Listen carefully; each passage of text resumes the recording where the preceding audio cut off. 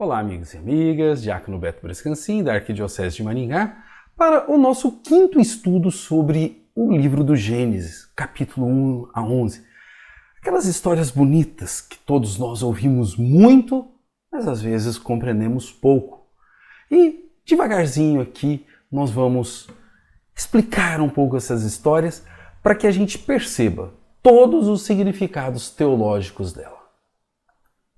Se você ainda não é inscrito em nosso canal, se inscreva. Aperte o sininho, compartilhe com parentes e amigos e participe junto conosco desta obra de evangelização. No encontro passado, a gente leu o primeiro capítulo de Gênesis.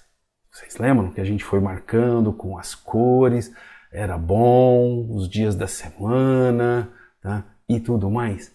Naquela poesia bonita que nos transmite que Deus é Criador. E hoje nós vamos começar a olhar detalhes daquele texto, para que a gente possa captar o significado teológico daquilo. E o primeiro ponto que nós vamos olhar é sobre o tempo da criação. E aí nós vamos perceber que o tempo da criação é diferente para nós e para Deus. Deus é eternidade, não tem tempo. Nós somos finitos, temos tempo. Já estou atrasado. Meu Deus do céu, já é essa hora. E assim por diante. Então vamos olhar um pouquinho. Muita gente tenta explicar os 6 dias da criação como o tempo real da criação, tá? Onde Deus criou o universo, a terra e tudo mais. Nós não podemos ver os dias da criação como o tempo real da criação, pois os autores bíblicos usaram do conhecimento de histórias conhecidas naquela época para falar um princípio teológico. Deus é Criador. Mas então cada dia não corresponde a uma era geológica? Não, nada disso. Isso daí é coisa que a gente tenta fazer a partir de uma leitura ao pé da letra. Lá eles vão colocar pontos para falar assim, a palavra de Deus foi tirando o mundo do caos para colocar o mundo organizado, de modo que o homem pudesse, lá no final do 6º dia, ser criado e viver na organização. Para o povo que estava escravo no Egito, era o caos. E somente a palavra de Deus poderiam tirá-los do caos. Então nós temos que perceber que a Bíblia é um livro de revelação e fala aquilo que as ciências não vão falar. Então a gente tentar colocar os fatos da ciência dentro da Bíblia para falar, olha, a gente complica demais a coisa. O que a Bíblia quer falar? Deus é Criador. Como foi criado? Aí a gente vai para a ciência. E o princípio da criação é Deus. Colocar a criação em 6 dias com o descanso no 7º dia foi um recurso literário para mostrar como que Deus criou diferente dos outros deuses na época, que haviam criado em 7 dias. Deus vai fazer o quê? Vai criar em 6 dias e descansar. O descanso é muito importante para quem é escravo, né? Então os judeus, eles pegaram histórias conhecidas e adaptaram, né, as realidades teológicas deles para essas histórias. Então a criação em 6 dias em vez de 7, 6 dias com 1 de descanso. Isso é importante, né?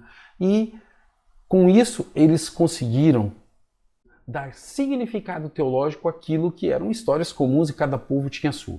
Já nós vamos explicar um pouquinho mais sobre os 6 dias da criação, ainda no vídeo de hoje. Naquele tempo, eles não conheciam a evolução, igual nós hoje, né? Mas nem por isso nós podemos ver a evolução como algo negativo. Ela faz parte do processo de criação de Deus. Deus criou e a vida evoluiu. Por quê? Porque para Deus não precisa ser de hoje para amanhã. Deus é eterno, ele tem todo o tempo do mundo para poder fazer a sua obra da criação, que não acabou, ainda continua. Então o tempo para Deus é diferente do nosso. E nessa questão que a gente fala, em alguns milhões ou bilhões de anos, é aí que a gente percebe a grandeza de Deus. Melhor do que se tivesse criado assim, tuf, tuf, tuf. Não. Deus vem criando há milhões de anos. Quem consegue fazer isso? Só Deus. Então a gente tem até um salmo que fala assim: 1000 anos são aos teus olhos como o dia de ontem que passou, uma vigília dentro da noite. Salmo 90, versículo 4. Vamos agora dar uma olhada nos 6 dias de criação e um dia de descanso. Na época que escreveram esta parte da Bíblia, diversos povos, os povos vizinhos ali da Mesopotâmia, de todo aquele crescente fértil, acreditaram que o mundo fora criado em 7 dias. O povo de Deus, inicialmente, também acreditou nisso. Mas durante o exílio da Babilônia, quando passaram a trabalhar 7 dias por semana, 12 meses por ano, ano atrás de ano, mudaram de ideia. A partir dessa dura realidade de trabalhar sem descanso, reestruturaram a forma de ver a criação e colocaram algo novo e transformador. Passaram a ver a obra da criação nos 6 primeiros dias da semana e Deus descansando no 7º dia. Pergunta: Deus precisa descansar? O ser humano sim. Então Deus não precisa descansar. Ele é espírito perfeito e não precisa. Mas o povo judeu, que já tinha um valor muito especial no último dia da criação, porque a semana ela começa no domingo. Domingo, segunda, terça, quarta, quinta, sexta, sábado, que é o último dia. Eles passaram, a partir do exílio da Babilônia, a valorizar muito mais esse sábado. E jogaram isso para os textos lá do início. Olha, desde o início o sábado é importante. Isso é uma coisa normal. No exílio da Babilônia, eles também passaram a valorizar, além do sábado, a circuncisão e a lei, a observância à lei. Mas, como nós temos texto que falam no guardar o sábado lá no início da Bíblia e em outros períodos? Porque esses textos foram escritos ou reescritos a partir do exílio da Babilônia, que fez essa grande experiência do povo de Deus. Eles reinterpretaram sua história, fizeram uma releitura, quer dizer, jogaram para trás. Então eles colocaram que todos observavam o sábado desde o início. E quando a gente acha que a Bíblia é escrita na ordem que ela está, dos livros, a gente acaba até aceitando isso. Mas a Bíblia não está escrita de forma cronológica. Por exemplo, Gênesis 1 a 11 não é o primeiro escrito da Bíblia. Então, os cristãos erram ao guardar o domingo em vez do sábado? De forma nenhuma. Nós não somos judeus. O Antigo Testamento é escrito de judeu para judeu. Já o Novo Testamento é escrito de cristão para cristão. E até como diferenciação, nós guardamos o domingo. E para nós cristãos, fatos importantes aconteceram no domingo. A ressurreição, o Pentecostes, mais um monte de coisas importantes no domingo. E nós passamos a guardar o domingo. Ah, mas é importante o sábado, o domingo? Não, o importante é você ter um dia para Deus. É um recurso literário você falar em 6 dias da criação com um dia de descanso. Apenas isso. Agora nós vamos dar uma olhadinha em outra parte importante para refletirmos sobre esse início do capítulo 1 de Gênesis, que é a palavra de Deus que cria. Em Gênesis 1, até o capítulo 2, versículo 4b, vai apresentando passos da criação ao falar Deus disse e algo acontece. Isso é apenas um recurso literário. A cada dia, o mundo que estava em caos, vazio e em trevas, vai ganhando vida nova. Para o povo exilado, o caos era algo vivido cotidianamente ali nas suas relações diárias de escravidão na Babilônia. E precisavam entender que Deus não havia criado o caos. Então o texto começa falando que o caos existia e que Deus, com a sua palavra, foi tirando o mundo do caos. Para o povo judeu, significava o seguinte: está na hora de ouvirmos de novo a palavra de Deus para sairmos da situação difícil de caos que a gente está. E muitos começaram a acreditar novamente na palavra de Deus, passaram a ouvir a palavra de Deus, em vez de ouvir apenas a religião babilônica que falava que o Deus deles era o Deus mais forte. E assim eles foram mudando. E aí o povo colocou no início do Gênesis, capítulo 1, versículo 3 e 4, para nós, esse belíssimo texto. Deus disse que exista luz. E a luz começou a existir. E Deus viu que a luz era boa.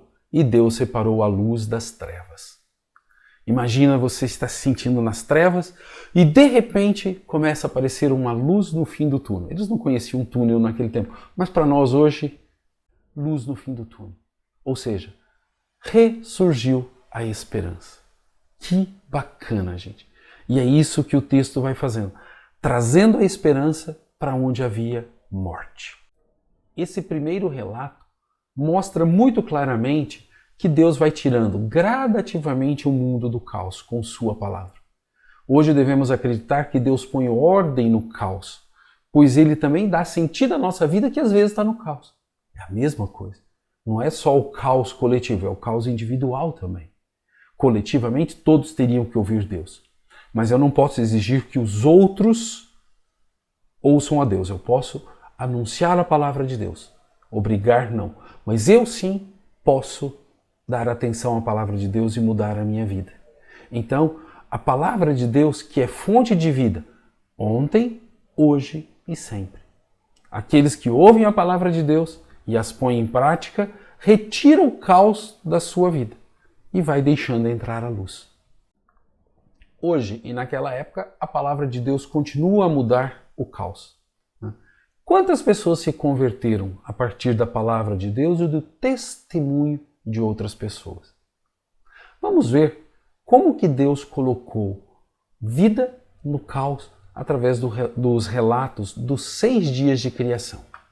No primeiro dia, a gente tem que Deus criou a luz. Ou seja, o mundo estava nas trevas e Deus criou luz.